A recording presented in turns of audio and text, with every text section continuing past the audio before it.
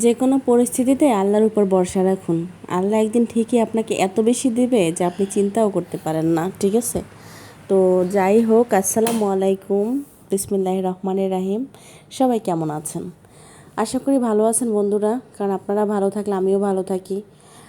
আপনাদের সাথেই সবসময় সব কিছু শেয়ার করি, গল্প করি, যা মনের কথা আপনাদের সাথে বলি। কারণ পরিস্থিতিটা এমনই হয়ে গেছে যে মনের কথা তো দূরের কথা, নিজের মুখের কথা বলার মতো মানুষেরও বড় অভাব বর্তমান যুগে। কারণ বর্তমান যুগটা হচ্ছে আপনি ভালো থাকবেন, আপনার ধন সম্পদ টাকা পয়সা সব কিছু আছে, তো আপনার সব আছে। আপনার কিছু নাই তার মানে আপনার কিছুই নাই, ঠিক আছে? এর জন্য মনে করেন নিজেরা খুব একা লাগে। আর আপনাদের সাথে যখন কথা বলি তখন মানে নিজেরা একটু ভালো লাগে, যে না একটু শান্তি লাগে। যাই হোক, আজকের ভিডিওটা আমি না টেনে আপনাদের দেখার জন্য অনুরোধ করতেছি। কারণ আজকে আমি আপনাদের তৈরি করে দেখাবো পটলের রেসিপি। পটল যদি এভাবে ভাজি করে রান্না করেন চিংড়ি মাছ দিয়ে বেশি করে, তাহলে খেতে খুবই সুস্বাদু হয়। আশা করি আপনারা বাসায় ট্রাই করবেন আর আমাকে কমেন্ট করে অবশ্যই জানাবেন যে কেমন হলো। না টেনে ভিডিওটি সম্পূর্ণ দেখুন, ভালো লাগলে লাইক কমেন্ট শেয়ার করে দিবেন। আর যে যেখান থেকেই ভিডিওটি দেখছেন অবশ্যই ইউটিউব থেকে দেখলে আমার চ্যানেলটি সাবস্ক্রাইব করে দিবেন, আর ফেসবুক থেকে দেখলে অবশ্যই পেজটি ফলো করে দিবেন। আপনাদের কাছে সবসময় এই কথাটা কেন বলি জানেন? আপনারা ভিডিও দেখেন কিনা ঠিকমতো আমি জানি না, বা কী করেন না করেন সেটাও জানি না। তবে এতটুকু বুঝতে পারি যে ভিডিও দেখার পর বা না দেখার পর আপনারা একটু সাবস্ক্রাইব করেন না, একটা পেজ ফলো দেন না। এত কষ্ট করে ভিডিও কাদের জন্য করি ভাই? আপনাদের জন্যই তো করি। আপনারা এতটুকু সাপোর্ট তো আমাকে দিতেই পারেন না, এতে তো আর টাকা পয়সার প্রয়োজন হয় না, তাই না? আপনারা অন্তত পক্ষে আমার একটু বুঝছেন, কারণ আমার মনে করেন চারপাশের কেউ নাই যে আমাকে বুঝতে পারে। আর যারা কাছে থাকে তারাও বোঝে না, যারা দূরে থাকে তারাও বোঝে না, ঠিক আছে? আর সবচেয়ে বড় বিষয় হচ্ছে আমার মানে বর্তমান যুগে আমার এমনভাবেই দিনটা কাটতেছে, আমার নিজেরাই এত বেশি একা লাগতেছে। মনে হয় জানি যে আমি একাই এইভাবে জন্ম নিয়েছি পৃথিবীতে, আমার কখনোই কেউ ছিল না আর আদৌ নাই। কিন্তু একটা সময় আমার সব কিছুই ছিল, কিন্তু বর্তমান পরিস্থিতি খারাপ বিধে আমার কেউই নাই, কিছুই নাই। হ্যাঁ, তো আপনাদের কার কার লাইফ এরকম আপনারা কমেন্ট করে জানাবেন। আমি দোয়া করি যে আপনারা সবাই সবসময় যে যেখানে থাকেন না কেন সবসময় ভালো থাকেন, আল্লাহ সবসময় আপনাদের সহায় হোক। কারণ কথাই আছে কিন্তু এই দুনিয়ায় যার কেউ নাই তার আল্লাহ আছে। তো আমি সবসময় সব কিছুতে আল্লাহর সাথে কথা বলি, শেয়ার করি, আল্লাহর সাথে কান্না করি, আল্লাহর সাথে গল্প করি, সব কিছুই আমি আল্লাহর কাছে বলি।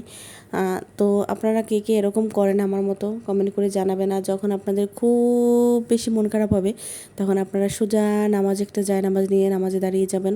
কারণ আমাদের নবীজিও কিন্তু এই কাজটা করতো, আর আমিও করি, আপনারাও করুন।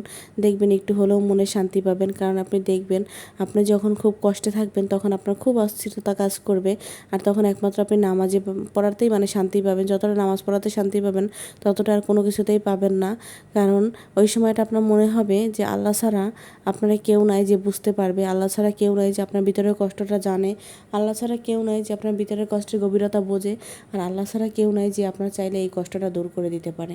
তাই যে কোনো পরিস্থিতিতেই আমরা আল্লাহরে রাখবো, আল্লাহর সাথে কথা বলবো, এটাই আমাদের সবার উচিত। তো আমার রান্না কিন্তু প্রায় শেষের দিক। আসলে আমি ভিডিওতে রান্নার বিষয়ে কথা একটু কম বলি, কারণ যেহেতু রান্না তো দেখাচ্ছি বা সব কিছুই তো আপনারা দেখতে পাচ্ছেন, আমি তো কোনো কিছু হাইড করতেছি না। তো এর জন্য মনে করেন রান্নার বিষয়ে অত বেশি বলি না। তো যে বিষয়গুলো বলা হয় না বা মনের ভিতর চাপা থাকে কথাগুলো, ওই বিষয়ে চেষ্টা করি কথা বলার জন্য। একসময় অনেক প্রিয়জন ছিল, অনেক কাছের মানুষ ছিল, কিন্তু হঠাৎ করে মুহূর্তের মধ্যে সব কিছু বিলীন হয়ে যায়।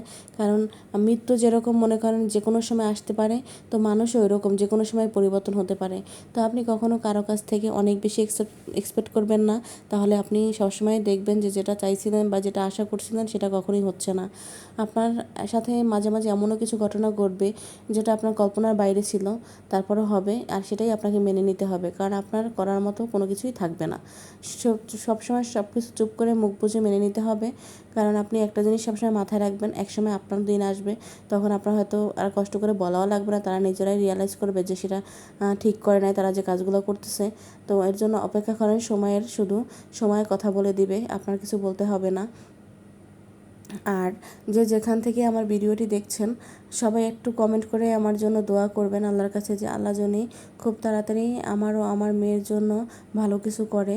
খুব তাড়াতাড়ি যেন আমাদের লাইফে ভালো কিছু ঘটে। আসলে মানুষের অবহেলাগুলো সত্যিই মেনে নিতে পারতেছি না, খুব বেশি কষ্ট হচ্ছে। জানি না যে কতটা খারাপ পরিস্থিতি থাকলে মানুষ মানুষকে এত বেশি অবহেলা করতে পারে। যাই হোক, সবাই ভালো থাকবেন।